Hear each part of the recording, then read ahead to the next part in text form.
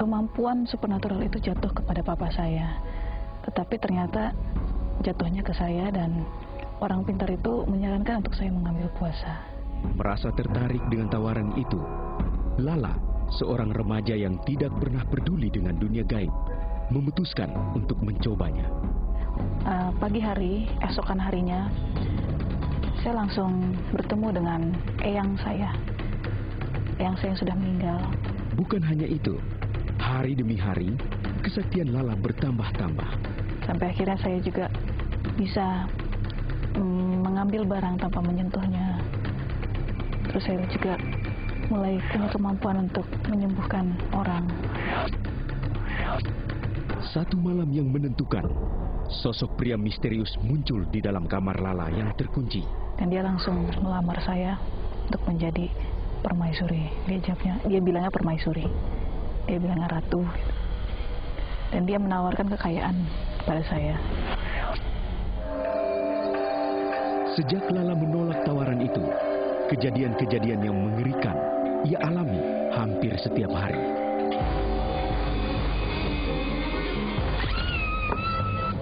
Di dalam kelas, seringkali iblis menguasainya. Kadang dia masuk ke saya untuk membenturkan tubuh saya ke tembok. Roh jahat mencengkeram kehidupan Lala semakin dalam. Iblis itu masuk ke tubuh saya dan dia keluar lagi. Saya sadar, kok gelap gitu. Sampai akhirnya saya sadar bahwa wah, saya nggak bisa lihat lagi, dan itu saya sangat stres. Bukan hanya buta, tetapi juga bisu. Saya seperti dicekek leher saya, tangan yang besar dicekek leher saya kuat sekali. Saya merasa bahwa saya mau bunuh diri. Saya malu, saya kesepian. Masa depan saya hancur. Saya itu hanya bilang begini, Tuhan, saya tahu anak saya lahir sempurna, dan saya percaya Tuhan, Engkau tidak akan membiarkan ini terus terjadi. Pasti ada akhirnya. Tiba-tiba ada yang ambil tangan saya, terus ditulis, ini Mama. Tapi akhirnya saya bisa menangkap dengan jelas bahwa kalimat yang ditulis oleh ibu saya adalah, segala sesuatu indah pada waktunya. Yesus sayang sama Lala. Ketika saya tahu itu, saya langsung menangis. Seperti baru bangun tidur yang menahun, Lala mulai dipulihkan setahap demi setahap.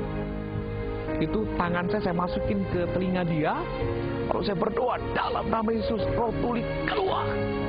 Lala, hitung ada berapa kali? Saya tepuk 3. Dalam diri saya, dalam hati saya, dalam nama Yesus aku bisa berbicara. Dan saya seperti mendorong. Ya, Jesus. Setelah itu saya mulai bisa berbicara, saya bisa mendengar. Saya mulai melihat bukan warna gelap lagi, tapi udah warna yang lain. Saya bisa melihat. Makan dulu yuk sebelum pulang. Di tengah-tengah situasi yang penuh dengan harapan ini, suatu peristiwa yang mengerikan menanti Lala.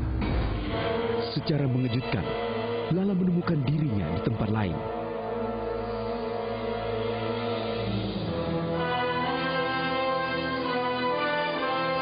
Mungkin kamu lupa sama saya, tapi hari ini kamu akan saya jadikan permaisuri. Pada waktu iblis mulai menjamah tubuhnya, Lala mendengar suara yang mendesak dalam hatinya. Sebut nama Yesus. Dan saya dalam hati saya bilang, Yesus. Walaupun saya lupa sama Engkau, tapi saya percaya Engkau tidak pernah lupa sama saya. Saya tiba-tiba bisa mengedipkan mata. Saat itu juga, Lala menemukan dirinya di pinggir jalan. Hah? Ini di mana? Ini di mana? Dalam keadaannya yang sangat letih, Lala akhirnya menemukan keluarganya. Di depan saya ada seorang laki-laki. Tiba-tiba pria yang di depan saya, dia bilang gini, "Anakku, aku mengasihi engkau." Dia buka tangannya. Lalu dia bilang sama saya, "Lala, ikuti aku berdoa." Tidak disangka, tiba-tiba roh jahat kembali menyiksa tubuh Lala. Kesakitan lagi, perutnya yang dipukul, tapi tangan yang kiri tetap dipegang oleh Tuhan. Saya bisa dengar dengan jelas pertanyaan Tuhan. Dia bilang, "Percayakah engkau kepadaku?" Lalu saya katakan, "Saya mau percaya, asalkan saya sembuh dulu." Tuhan tanya lagi. Saya jawab yang sama. Tuhan tanya sekali lagi. Saya jawab juga dengan jawaban yang sama. Sampai akhirnya saya tidak sadarkan diri. Pada saat itu dengan suara lemah dia bilang, "Ya Yesus, Engkau anak Allah yang maha tinggi. Engkau adalah Mesias yang sudah mengalahkan kami 2000 tahun yang lalu." Suara seperti orang yang sudah tidak berdaya begitu. Setelah itu saya batuk deh. Kencang batuknya. Setelah terbatuk keras, Lala kembali sadar. Perasaan malu melingkupi pikiran Lala. Aku nggak mengerti kenapa. Aku di sini kenapa gitu? Malu karena aku sempat meragukan dia.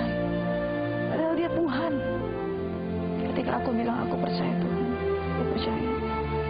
Dia mendekatkan dirinya. Dia meletakkan tangannya. Dia mengusap seluruh wajahku. Dan saat itu juga, Lala menyerahkan hatinya kepada Tuhan. Saya buka mata saya. Terus,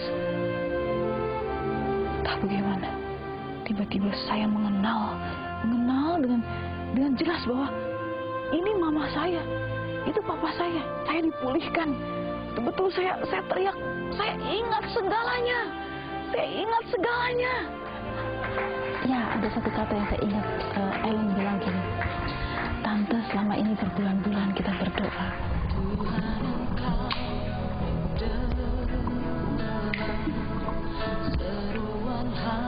Kondisi saya itu seperti telur di ujung tanduk. Tapi Tuhan sanggup selamatkan. Karena Tuhan menyatakan dirinya. Dia jauh lebih besar kuasanya dibandingkan siapapun.